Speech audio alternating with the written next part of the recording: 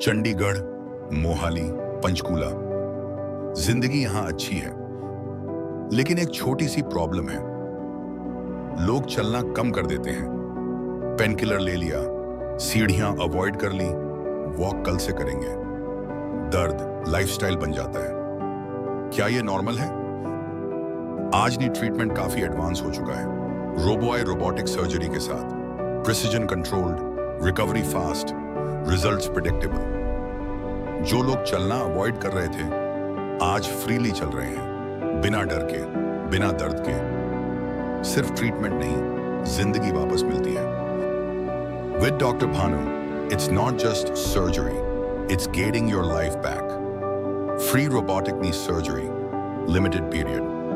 CGHS, ECHS, Ayushman Bharat, golden cards accepted.